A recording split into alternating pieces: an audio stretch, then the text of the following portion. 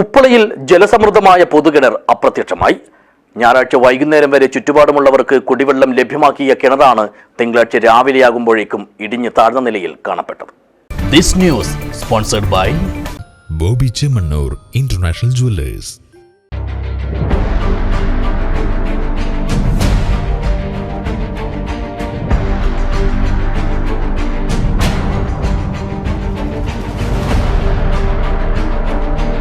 ഇവിടെ കിണർ ഓപ്പൺ ഉണ്ട്. ഇതിനൊന്ന് ബന്ധവസ്ഥാക്കണം, ഇല്ലാതെ തന്നെ കുട്ടികൾ പിന്നെ കന്നുകാലികളെല്ലാം വരുന്നുണ്ട്. അപ്പോൾ അതിനെ കൊണ്ട് ഇതിനൊന്ന് ബന്ധമാക്കുന്ന ഒരു വ്യവസ്ഥ പഞ്ചായത്ത് മുഖാന്തരാക്കണമെന്ന് ഞാൻ ചോദിക്കുന്നു.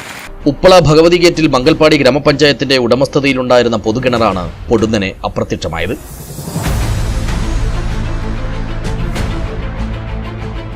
ഞായറാഴ്ച വൈകുന്നേരം വരെയും നാട്ടുകാർക്ക് കുടിവെള്ളം നൽകിയിരുന്ന കിണർ തിങ്കളാഴ്ച രാവിലെയാകുമ്പോഴേക്കും മൊത്തമായും ഇടിഞ്ഞു താഴ്ന്ന നിലയിൽ കാണപ്പെടുകയായിരുന്നു. ഞായറാഴ്ച രാത്രിയിൽ പെയ്ത കനത്ത മഴയായിരിക്കാം ഇതിന് കാരണമായതെന്നാണ് സംശയിക്കുന്നത്. തിങ്കളാഴ്ച രാവിലെ പതിവ് പോലെ വെള്ളം കോരാനെത്തിയവരാണ് കിണർ ഇടിഞ്ഞു താഴ്ന്നത് ആദ്യം കണ്ടത്.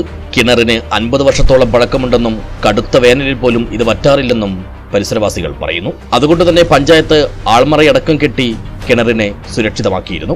ചുറ്റുപാടുമുള്ള 15ഓളം കുടുംബങ്ങൾ കുടിവെള്ളത്തിനായി ഈ കിണറിനെയാണ് ആശ്രയിച്ചിരുന്നത്. ഉപ്പള ഭഗവതി ടെമ്പിൾ റോഡിൻ്റെ അവിടെയാണ് കിണർ വലിയ വീണത്. 10-60 വർഷം മുമ്പ് ആയിട്ടുള്ള കിണറാണ്.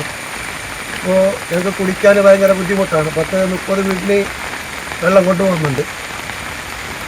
പഞ്ചായത്തിന് മെമ്പറോട് പറഞ്ഞിട്ടുണ്ട്, വന്നിട്ട് നോക്കിയിട്ട് പോയിന്, എന്തെന്ന് അറിയില്ല, അങ്ങനെ പറഞ്ഞിട്ട് പോയി.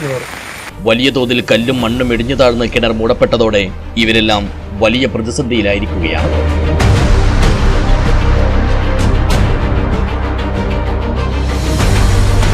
News bureau, Uppala.